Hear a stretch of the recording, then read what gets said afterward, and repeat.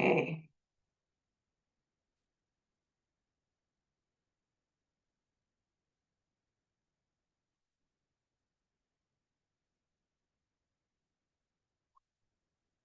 Welcome to the SIN 307 webinar series on employability skills, which is hosted by the Wyoming Department of Education, Special Education Programs Division. Today, our focus is on personal qualities.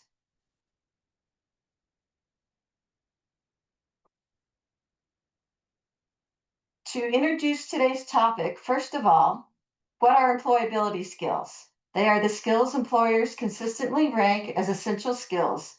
They are looking for in new hires. The 9 skills are grouped into 3 main categories: applied knowledge, which includes problem solving and decision making.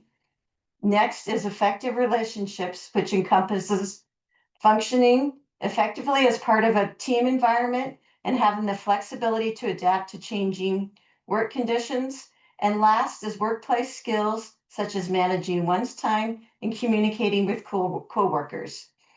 These skills have been made a priority by the Wyoming Superintendent of Public Instruction, Megan Degenfelder, who cites that pursuing academic excellence is having a specific priority to expand career and technical education opportunities by Wyoming students. The Wyoming Community College Commission has also stressed the importance of employability skills, citing several they categorize as social capital skills. At the federal level, the U.S. Department of Education, the Office of Career, Technical, and Adult Education has prepared a framework of employability skills. Wyoming has adapted those skills for a Wyoming-ready workforce for all students, those with and without disabilities, to help them build necessary skills to become meaningfully employed, functional, and valued members of society. The core functional skills need to be developed early on from pre-kindergarten through 12th grade as executive function skills. These executive function skills will provide the foundation that enables the development and the application of employability skills as students transition from K-12 environments to employment and to gain the long-term benefits of better health, resilience, and the reduced risk of potential criminal convictions. The Wyoming Department of Education has adopted the employability skills framework for a Wyoming-ready workforce. This infographic portrays 9 key employability skills grouped under 3 main categories. Today, we're going to focus on the personal qualities, which is part of the effective relationships section.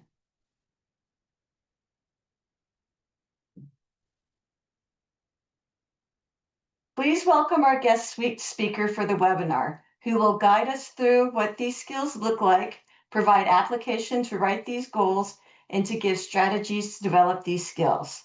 Dr. Tessie Rose Bailey is the director of the Progress Center and advisor for the MTSS Center, lead Idea Center in the NCII.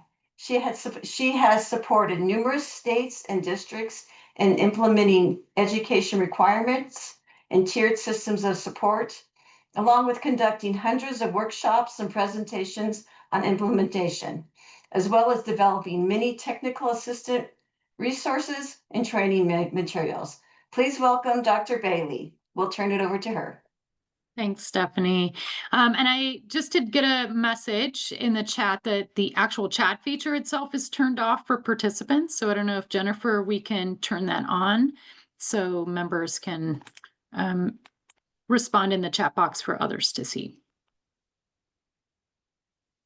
All right. Well, I'm excited to be here. One of the reasons that this work is so near and dear to me is back in the old days, we had a college and career readiness and success center, and it became a partner in the development with the Perkins Act around identifying employability skills that were essential for school post-school success. And what they ended up looking at was looking at 200 plus employers who came together and identified, rather, whether they were like a very large business like Boeing or maybe a small business with 6 or 7 employees, what were those skills that were essential for post-school employment and post-school living?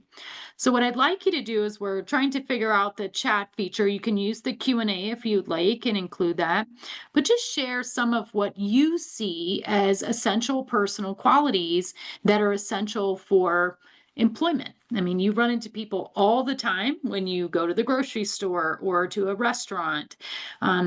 Going somewhere else. Thanks, Jennifer. So you can include in the chat box, what are some of those personal qualities that you find are essential for somebody to be employed? Just add those in there. And as Stephanie mentioned, you're not able to talk out loud, which is great from a recording standpoint, but we do want to get your feedback and include that in today's session.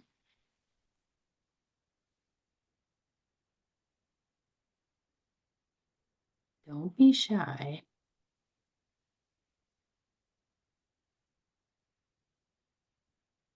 What are some of those personal qualities you believe are essential for Wyoming workforce, for the kids that you work with to be successful?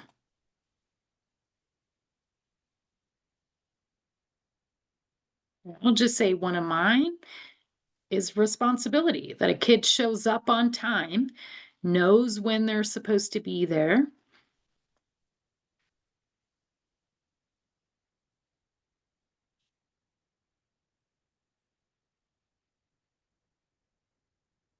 Any others?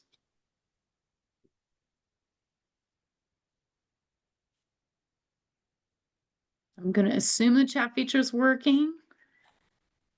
So I will move forward, but if we can, just as we move forward, think about some of those personal qualities of individuals that you run into, when you're checking out, or who makes a good waitress, or who might make a great flight attendant, or a boss, or a different employee. Oh, it's not working. Okay, we're still trying to figure it out, so. All right, so I'll move forward, and as we get through, please be able to add some of those. So part of what we're going to do today is start with really what are the personal qualities that were actually identified from employers, as well as identified in the research as predictive of employment, post-school employment and success. And they're probably not that surprising to you, but I think what really is challenging is what is the role of an educational opportunity, whether you're K-6 or you're in a high school, in developing those types of qualities for students. And so when we think about these personal qualities that are necessary for employability, what we're looking for is, things like demonstrating that responsibility, that you have self-discipline to keep your phone in your pocket while you're checking somebody out at the grocery store, that you can adapt or show flexibility. So, for example, the register stops working, or your boss has a new task and they want to switch. Are you able to switch to that task without a lot of feedback? All right, so we're still trying to get it. I can see some folks mentioning some of these: time management, being able to advocate, communication skills. Critical thinking is an interesting one, and we'll come back to that because it actually falls under a different part of the employability skills framework, more on the applied application or academic skill set side. Nonverbal communication, enthusiasm, and positive supports, independent task initiation. Yeah, these are great examples of, just as humans, what we expect to see. The 9 you see here are what we see as like the ones with the greatest level of evidence, or at least claimed by educators as the most relevant to our work. So that integrity and honesty, taking responsibility. So if I don't know how to do something, do I do a little bit of work outside to make sure I practice reading the menu? Or I maybe I don't know anything about AI, but I took it upon myself to learn about that to increase my job success. And some of the other ones that you saw, take initiative, that shows up in the chatbot or the Q&A quite a bit. But this other idea of professionalism. And something that's tricky is if you look at these, all of us probably have a little bit different perspective of what that looks like. And as a result, this came up with in different fields as like soft skills, this personal qualities component of the employability skills. And I want to give a little bit of sense of why and how it ends up impacting us, particularly when we have an IEP of addressing a student who has challenges within their personal qualities. So the term actually originated from the military, and the idea was to be able to distinguish different types of skills that were necessary for success. We often focused on hard skills like how you would clean your gun or how you might set up, your uniform or pack your parachute. And those things were really critical. And you could have people who could do those skills, but if they lacked some of these other types of skills, taking initiative independently, as somebody mentioned in the chat box, being able to communicate if there was something wrong and they were not able to perform that skill because there was a broken piece or something. So they began to sort of separate these ideas of soft skills or the people focused skills necessary for an individual to be able to use the more technical or hard skills. This human centered approach, too, is like it involves things like the communication and collaboration and empathy, right? So they're not so much into like what somebody does, but it's how they end up doing those particular things. What makes it really challenging for us in the field of education is that they're hard to measure. And if I'm trying to, include an IEP goal or develop programming around how to make a student more responsible or how to make sure they, take initiative, it's really hard to measure because what I perceive as taking initiative or being responsible may be a little bit different than somebody else. And so this idea of personal qualities, being a soft skill makes sense because it's hard for us to test and certify. The other things is sometimes you have individuals who are responsible some of the time and not all of the time, right? And that's different than if, I'm reading. You can read all the time. The skill is still there.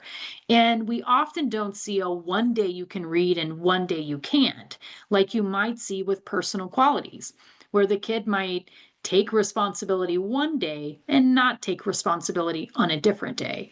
So being able to measure whether a student has the skills is one thing, but can they use those skills in a consistent way is another thing. The other thing too is that it's a little bit misleading because while we call them soft skills, they're much more complex in terms of teaching these skills. And I'm going to show a video in the second half of this session, but this idea of how do we develop it? If I'm trying to teach a hard skill, I can model it, do some guided practice with you, and in many cases, you can demonstrate that skill right away. With hard or soft skills or these sort of personal qualities, I can model it, but if I'm only modeling it in one context, it may not really generalize to another context. And just because I model it doesn't mean that the student really understands that I'm modeling this personal quality.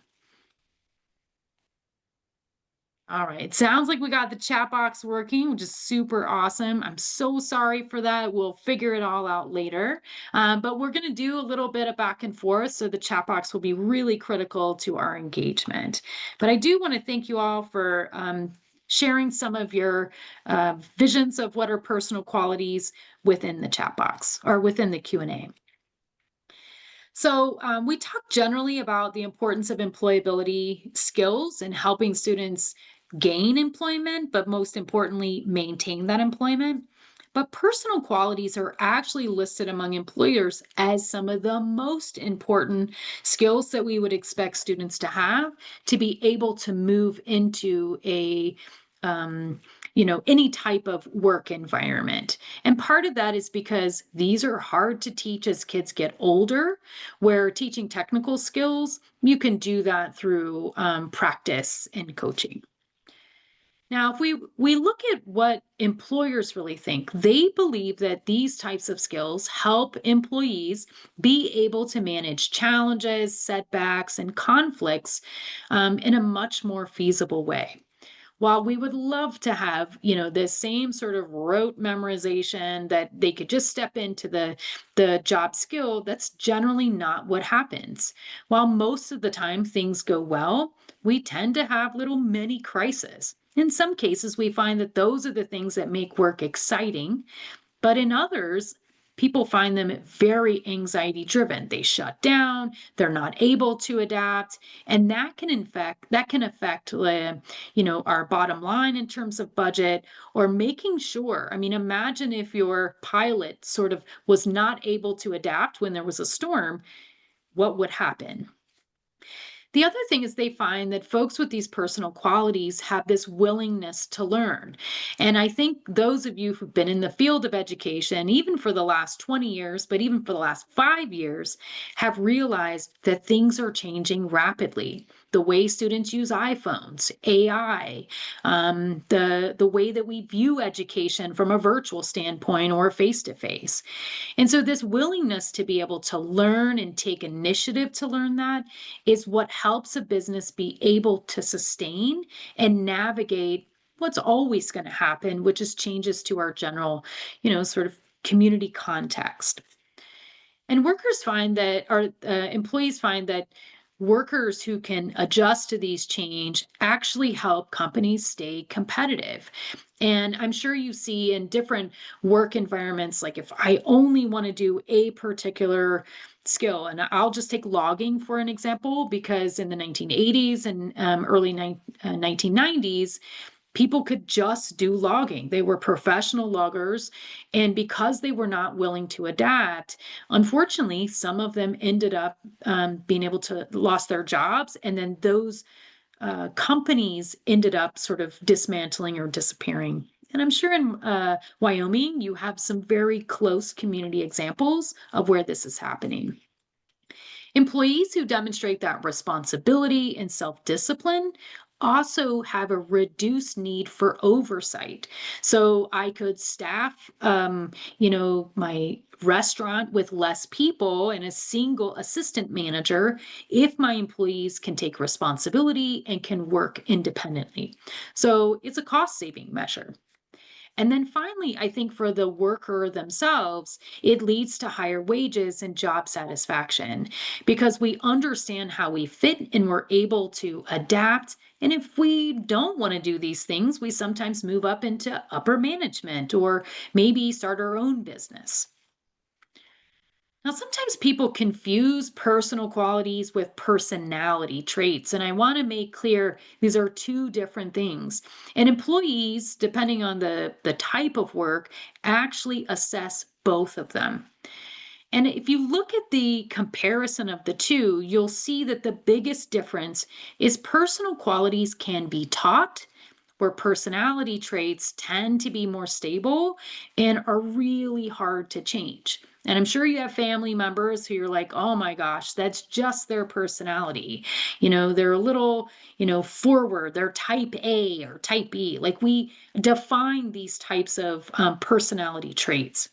Personal qualities are different. They're behaviors and attitudes that students have, and we can cultivate them, we can improve them so that they can help them both in school and in post school.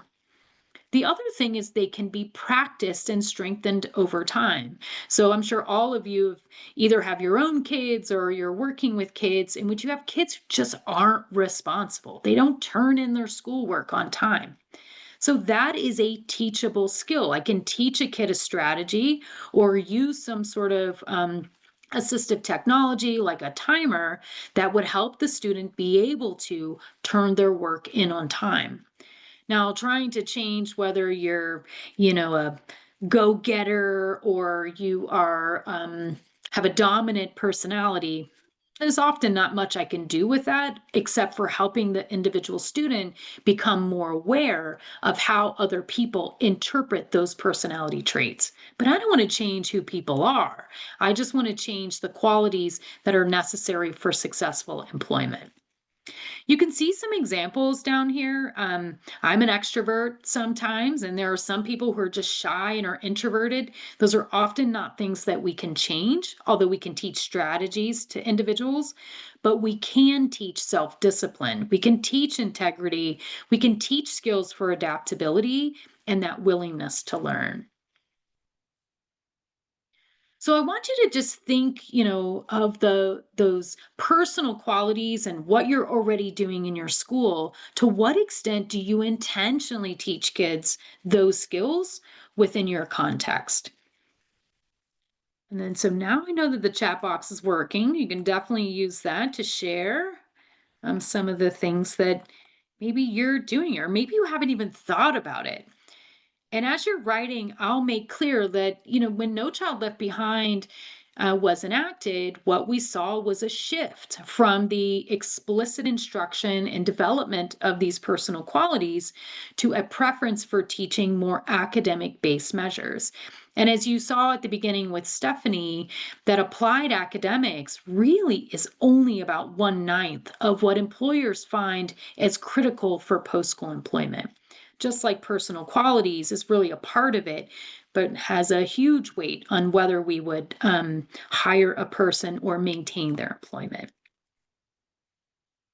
So in the chat box, just share. You're like, oh my heck, every day we focus on the development of personal qualities. Yeah, Candy mentions incorporating them within our day-to-day work. Yeah. Yeah, it's a compromise. We got to kind of figure out how to develop that. A lot of self-advocacy.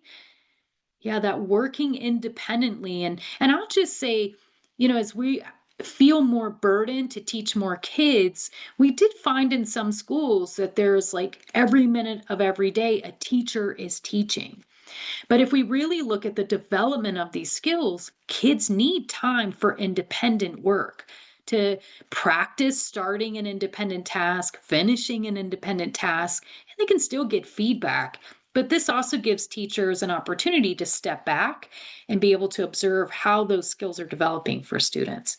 Yeah, the emotional regulation is so critical here. And this is something I think you're probably seeing in schools as well as employment locations, is individuals are struggling with this type of emotional regulation, how to deal with stress or changes that are occurring in the work environment. Kristen sharing like daily checks, helping students develop that responsibility about their grades, understanding that they are the reason their grades are the way they are rather than the teacher. Yeah. And I think, Shelley, you make, I think, the point we're actually finding is that this is not something that is strategically or intentionally integrated across most school settings. There are some individuals or some contexts, particularly in schools that have a stronger CTE focus, see this in here. But the way that we see these skills develop is that they actually start in preschool and before preschool, and that elementary schools are in the best position to develop those skills for individual students. High schools might see them in their CTE programs, but the instruction is really dependent upon the fact the student already had some of these skills, and now we're refining them and helping the student generalize those skills for other work contexts. Yeah, accepting critical feedback and then improving it. And so if we don't build these things within our day-to-day instruction, giving kids an opportunity to look at their feedback, then giving kids an opportunity to ask questions and talk with the teacher about their feedback or even with another peer. We sometimes like fast track because we're trying to get through so much in a day. Yeah, the time management, task initiation. I have a kid who has a disability, and I will say those two things are his major issues. And I know that if we don't develop these skills before he graduates, they're not going to change when he gets to an employment setting, and he's going to have a hard time maintaining employment, being able to, get promoted at his job and getting a salary that would be relevant for living.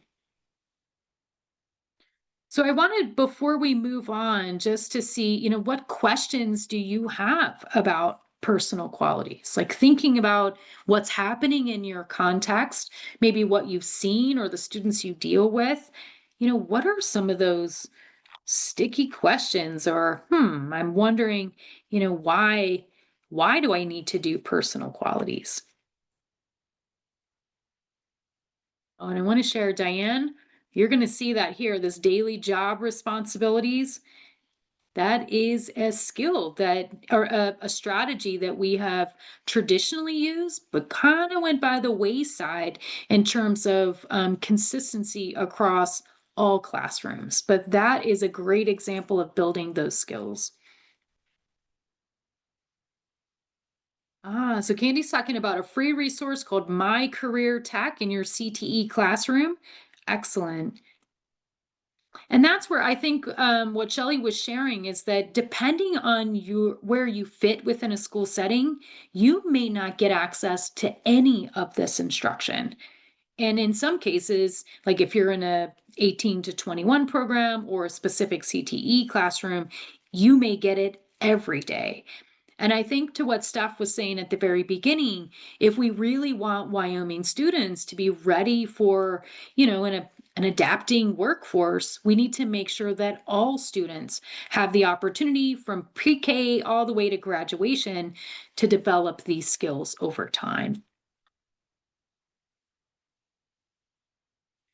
Yeah, and Lisa mentioned, I think the self-advocacy is difficult for a lot of students, particularly those with um, disabilities. And I think that leads us right into this next section is how do we develop students' personal qualities?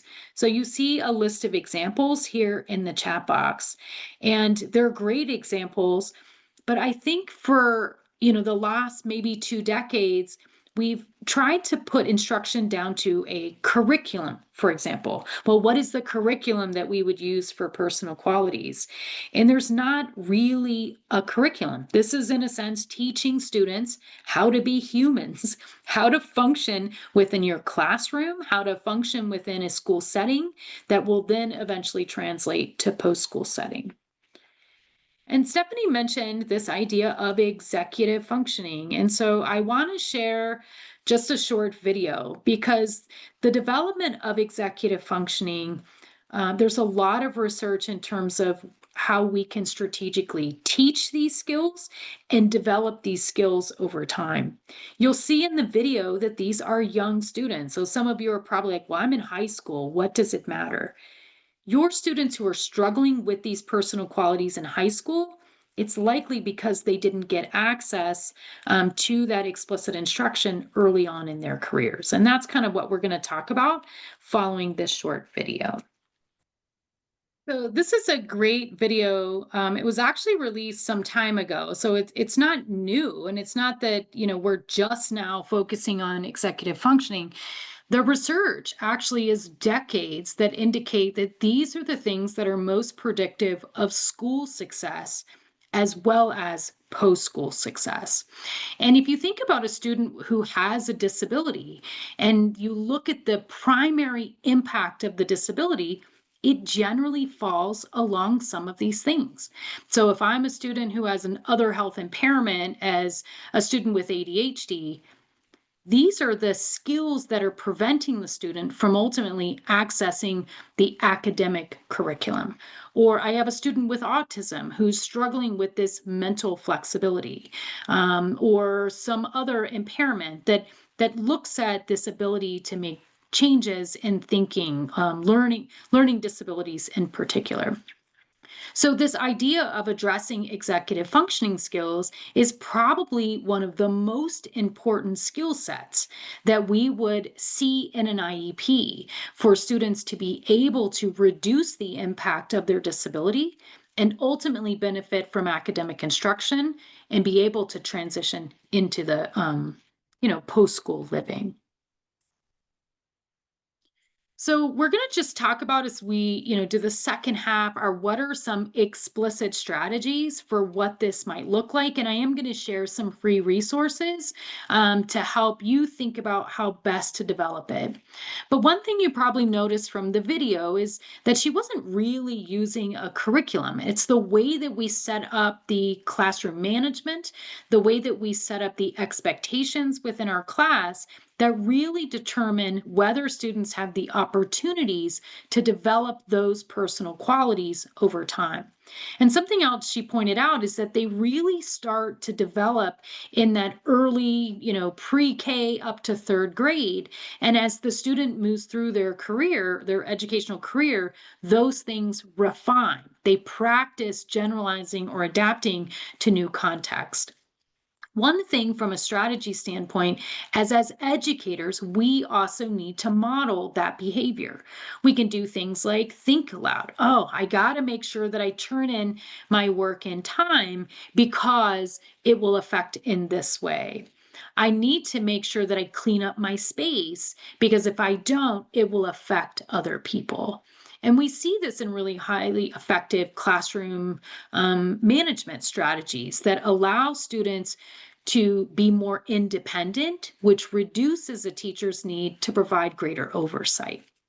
Setting those clear expectations of what this looks like is important.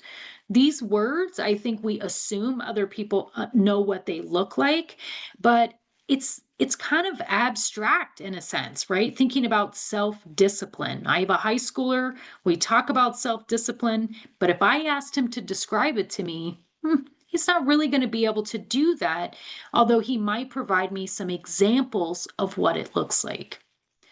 Using the reflective check-ins, and a couple of you mentioned that here in the chat box, and please share some other ones in the chat, is that helping students be able to self-evaluate and make decisions about improvement. I mean, that's a big part of being an employee is you're going to get evaluated regularly, but we also want them to say, gosh, I really wasn't the best today. I couldn't recall all of the new menu items. I need to then practice those before I get to work tomorrow. What we don't want to happen is students be dependent upon the boss or the teacher, right? Telling them that they have to do those things. So an example you see here on the chat box, after a group work, students rate themselves on how well they showed teamwork and integrity, and then having this opportunity to reflect on those skills. And you can look through the chat box. There's actually a couple of those that people say I've embedded that into my daily routines. And that honestly is the most powerful part. Parents do the same thing with the development of, chore charts or making sure students get dressed on their own, use an alarm clock. And so when we're working with kids with disabilities who struggle with some of these personal qualities, partnering with parents to make sure that what you're reinforcing at school is also being reinforced at home. So feel free to share any examples that you have in the chat box. We'll go through a couple of these so you can share at any time. So something else that actually took hold, you see this more in the CTE courses, and somebody mentioned the class jobs and leadership roles. These are very practical ways that both help the teacher manage and run the classroom, but also help students develop these personal quality skills. Project-based learning is, as much as kids say they hate it, is real life, right? None of us do anything on our own. Well, I don't want to say none of us, but most of us work in an environment with other people. We need to be able to collaborate. We need to be able to problem solve if one student's not doing their work, the students first need to figure out how to work that out. And we see those skills develop as early as pre-K, where, you want that toy and the kid won't give it to you. How do you problem solve? And I wish I'd have shared another video. It's a classroom actually for students with disabilities, that I shared in a CEC SDI session, where the teacher had set up these, you signed up to be able to do it. You set the timer for when you played with it, so that students actually learned strategies that they could use in the problem solving negotiations with another kid. I think sometimes we expect kids to problem solve, but they don't have enough experience to be able to draw on to think of different ways or think out of the box. So the service learning too, and this is something maybe your schools can't do in the early elementary, but I do see a lot of really great programs happening in schools, but is setting up these sort of volunteer pre-employment sort of opportunities. And you can see the example like a recycling project that students have to initiate, implement, follow through, and then be able to actually report progress. Some kids think everything needs to go peachy, but in real life, maybe they start this project and it just doesn't work out like they'd like. That is a critical part of developing personal qualities. We need to say, well, gosh, that didn't work. What could we do differently that would increase people's use of, whatever program or practices that we put out there? Yeah, so Megan had mentioned, leading employment planning meetings 6 times a year is great because they're getting this opportunity to practice some of these skills with their guidance of their CTE coach, or, their whoever is mentoring them to be able to develop the skills. And as I mentioned earlier, we can teach a kid how to do something. We can teach a kid how to start a project or manage their time, but they're never going to get it right on the first time. And maybe they get it right on the first time, but they forget and they don't get it right on the second time. They need these embedded opportunities to refine and develop those skills. So that is a great opportunity to share, Megan. And April also mentioned, creating a task list. Something I do for my kid is that he has to set out his plan for the day. He forgets things, is all over the place. His plan for the day, he explains to me why he's doing one thing before another. And then we talk about, are there better ways to do this to be able to get through those tasks in a timely manner? And then Diana, talking about the service learning, yes, is working with your local commodities, so that students are getting more authentic opportunities to develop these skills. And if you think about the benefit of what you're doing is for employers, right? They want to know that students coming out of your district or out of your school are going to have the knowledge and skills to be able to move pretty seamlessly into that work environment. And then you can help develop the technical skills, but at least they have those personal qualities. Great examples. All right, so another one, and I think you saw this as well, is that reinforcement, that feedback that students are getting. We often see kids pointing out that, say, what does your teacher like about what you're doing? Or what does your teacher say that you're doing well? And most of the things that they respond to are academic tasks. And in reality, we need to also be providing feedback and praise, constructive feedback too, if they're not doing it, around those personal qualities. I really like the way that you turned your paper in on time. I like the neatness of your work. I appreciate that you started that work on time after you were given the direction. And these are things that, we think about the specially designed instruction that we're providing are an essential piece of the delivery of that instruction. So if I'm trying to teach you these, what I'm going to refer to later is cognitive and metacognitive strategies to initiate and sustain work, I need to be able to provide feedback on your progress on developing those skills. Self-assessment tools are really great. We know that developing a self-awareness helps students understand how they can improve rather than us always telling them, you need to do this. Kids don't really listen to us, honestly, maybe like 30% of the time. But when they have that opportunity to talk with a peer and self reflect, then you see more engagement in doing that. Um, and then the class discussion, as I just mentioned, we have to provide opportunities. Let's say you do a school assignment, or like we just saw on the service learning, students need opportunities to reflect and on the success of that and really talk about how that they could have improved that process, what they should do next time. And that goes the same for academic work. So it's not just for service learning. Those are just really, I think, opportunities in which all kids can be successful, but we need students to be able to talk about them and recognize them and let others know that others recognize them. So Candy mentioned, the field experience opportunities. I think, to me, that is probably the most powerful way that students are able to get these feedback. We want to make sure that they've had sufficient opportunities to develop the personal qualities so that they can, in a sense, field test them, as in like these programs that Candy's sharing, that allow them to understand the importance of those. And I think, Candy, to your point, we also need to make sure that the employer or the opportunities that they're in the community are explicit about their feedback. Because if they're only providing feedback about the technical skills, then students aren't necessarily learning the whole set of skills. So I'm sure, I know, Candy, in your program, they do that. But if you have these opportunities where you start to collaborate with those in the community, make sure that they feel comfortable providing that feedback also about personal qualities. And then I'll just talk about the teaching responsibility and self-discipline. I do see a lot of IEPs that have responsibility in it. It's kind of an abstract term, and culturally, sometimes responsibility is very different or perceived differently.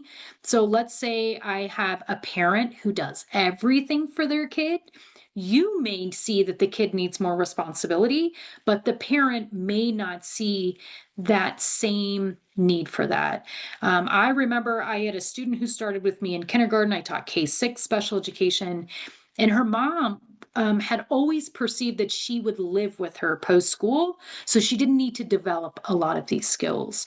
And even though her parents were there, I was still teaching those skills over time, because by the time the student got to high school, she started to realize that even if her daughter lived at home, she needed some of these responsibilities, that self-discipline. Otherwise, she was doing nothing. She was completely dependent upon her parent. And as an aging parent, that's just not sustainable. So we help students, learn how to set goals, despite whatever their cognitive capacity is, a reasonable goal that's appropriate. I think all kids should be involved in the development of their IEP goals so that they know what are the essential skills that the kid's going to learn to reduce the impact of the disability. And if the student understands that you're teaching them a lot of the skills that we talked about today, and the assumption that if they develop these skills, they would have an easier time in school and be more successful, they don't really need to know about post school because they don't think about the future in the same way. But as they get into that, futures planning, they'll start to say, yeah, I've got those essential skills to be successful. Something else I will point out on here before I close this up into our questions is around natural consequences. In the field of special ed in particular, or in kids who come from poor backgrounds, or maybe those we perceive didn't have similar opportunities, we often lower the expectations or let kids get away with stuff. And in the long run, we need to provide these opportunities for students to experience natural consequences. that if you turned something in late and it was required to be turned in on time, you'd get points docked. If you didn't, do it neatly, and it was the expectation, then you would get some of those points off. And that's important because as students move into the employment world, there's not really differentiating expectations. An employer expects the individual to do the work. And the work has a certain level of quality, and we need students to be able to understand what is that and develop the skills to be able to achieve that level of quality. Cheryl, in the chat box to us, it shared that students engage in weekly evaluations of their work. I love it, because what that does is it's not just the external person. I think if we're always doing the evaluation, we're reducing it to them being a passive participant in the process. But Cheryl, sharing those candy too, I mean, those are the ways that we help students develop some of these personal qualities. Hard to teach, but if we keep the expectation, they will develop those skills. So I want to just take a couple of minutes before we close up and share some resources. There's a lot of great examples in the chat. Some of them aren't going to everyone, they're coming to us. That's why we can see them. Helping students be able to set goals and reflect on those. There it actually is a moderate effect size for helping students develop goals. And I'm going to just share a strategy. It's an evidence-based practice. I'm sorry, I did not include it in the resource list, but it's a great list or a great resource. I have to try to think, talk and type at the same time. So give me a sec. So this is a 6-step instructional routine for engaging students in some of the strategies that were mentioned, particularly by our CTE folks, and helping students evaluate, ask critical questions, be able to talk about what's the support that they need. This strategy that I just put in the chat box was actually field tested for students with disabilities. So we know it's work. It can work for all students, but it's a routine. You'll see when you click on that, there's a script. So if you're new or you're working with paraeducators who need a little bit more guidance, there's a script that allows them to be able to engage in that process. So thanks for folks who shared that. I did get a question, and it's about, this idea of personal qualities in IEPs and where does it fit? I would be honest by saying that a lot of people fail to attend to this. It's one of the most predictive functional behaviors for school success and post-school. So first things first, I would make sure you have data that's available to you about the extent to which the student demonstrates these personal qualities. I think a lot of your CTE partners that are on the call probably have some checklists, but there are some observation tools that if you want to, Trina's email will be here at the end, that are a way for you to just take observations about the extent to even as young as your preschool students are engaging in these age appropriate behaviors. Once you have that data, then you can include it in your present levels of academic achievement and functional performance. That part is necessary. And then the next question I would ask is, does the student need to be taught these skills to reduce the impact of the disability? And I would argue that there are some disability categories in which impacts of not having these personal qualities are pretty significant. So if not having these skills is preventing the student from being successful independently in the general classroom, then we're starting to say this might be a skill that needs specially designed instruction. And if the student needs specially designed instruction to develop those skills, those metacognitive and cognitive strategies to address those executive functioning deficits, then an IEP goal is right where you need to be. And that can look as similar as, developing the skill or demonstrating proficiency in the use of those strategies or focusing on a particular skill. So then if you see a goal, then I would expect to see some associated special education for that. And so if you do need help, the State Department is part of this project. The SPDIG can help develop some of those skills. So I'll just close up. I had mentioned the cognitive and metacognitive strategies. You'll actually have access to the PowerPoint. There are links to all of the resources that are in there. And then I shared that other one in the chat box. So I want to thank you all for, letting me share some of this work, but I am going to pass it over to Stephanie to formally close this up.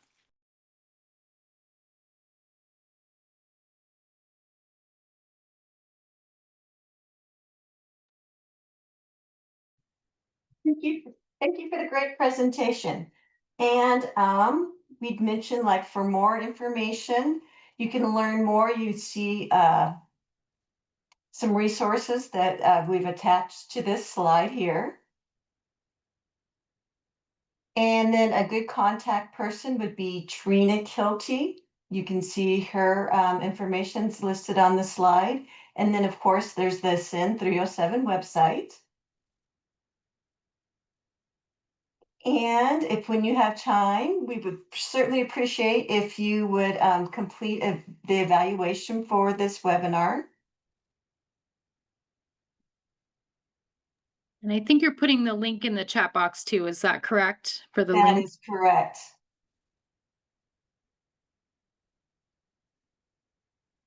And then here's a schedule for our upcoming webinars, if you'd like to note them in your calendar.